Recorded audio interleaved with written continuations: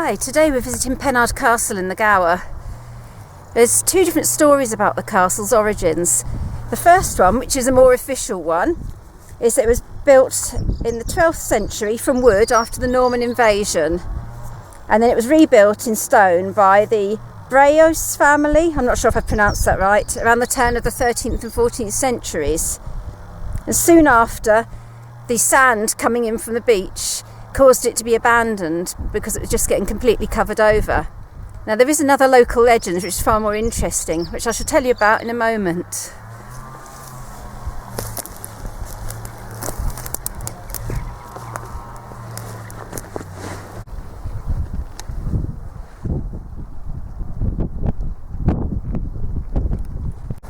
So the more unofficial version of Pennard Castle is that apparently it's guarded by a terrifying death omen, which is like some kind of witch-like figure known as the Hag of the Mist in English, and it's like a banshee. Well, apparently the history says that an impatient Norman lord, I'm reading from this book, employed a sorcerer instead of builders because he wanted his castle to be made instantly, and he employed a load of fairies to build the castle, which they did. And later on he was gathered at the castle for his daughter's wedding celebrations, and it descended into debauchery, and they were all really drunk. And when the festivities were interrupted by strange lights in the woods, the Lord got a party to go out and end the disturbance. He discovered that the source of the lights was the Very Folk, which are a special type of Gower fairy, and they were celebrating the princess's day as well. But when the Lord was so drunk, he mistook their merriment as aggression, and he ordered his men to attack. The Very Folk were defenceless, and a bloodbath ensued, with very few surviving besides the Queen. She stared into the eyes of the Lord and cursed him with the word coward. And the next day, nursing a hangover, the Lord watched with growing apprehension as dark clouds gathered in the sky. The waves became violent, and a sandstorm whipped the battlements, and a terrifying screaming noise echoed throughout the castle. They instinctively knew that it was the cry of the witch, and she flew over the ocean from Ireland and smothered the castle and everyone inside in a sandstorm. And that's how the castle was deserted. We're going to walk around and have a look inside now.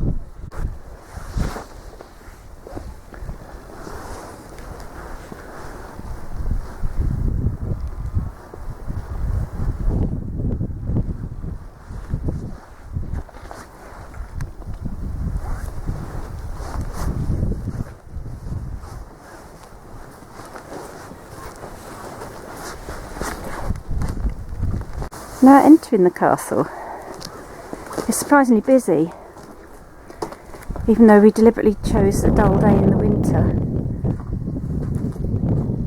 I hope it was quieter. You can see that's probably where the portcullis came down.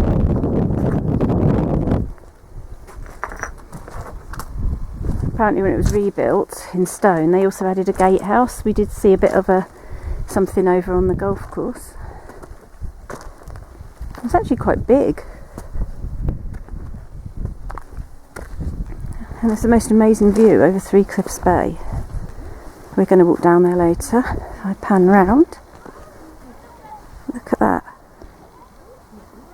There's a lovely beach and a river. It looks fantastic.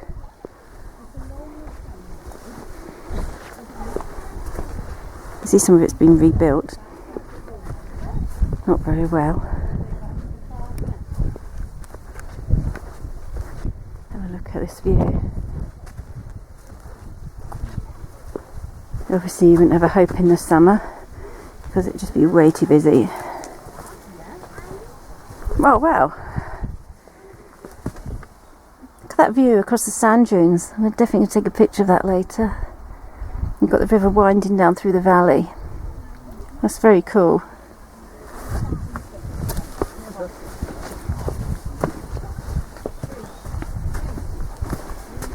This looks a bit iffy. I don't want to fall out there and over the edge of the cliff.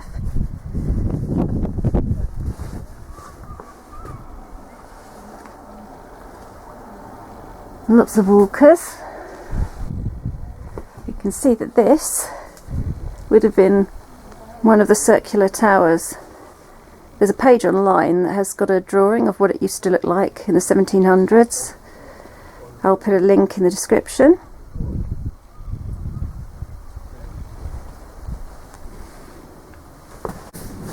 So that looks like the gatehouse, which was added when it was rebuilt. I imagine out this bit here you'll get an amazing view as well. You can see up on the hill some kind of old water tower, which is pretty cool.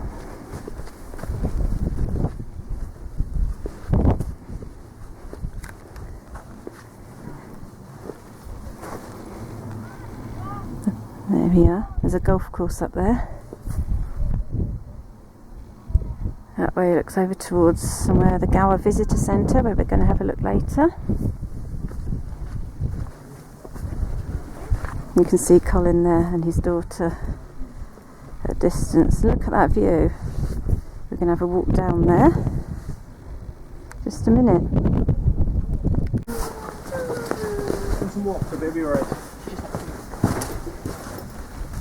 This little room seems to have been rebuilt. You can see where there probably would have been some kind of floor supports.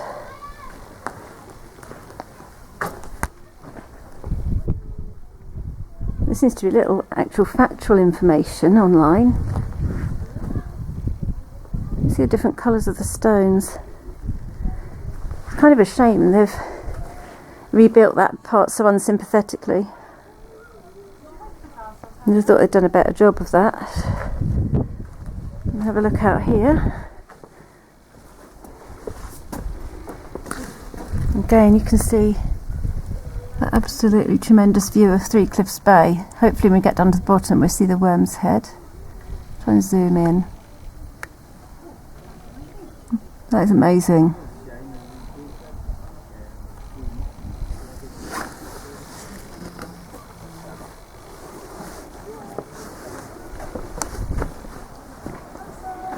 Right, I'm going to go and take some photographs.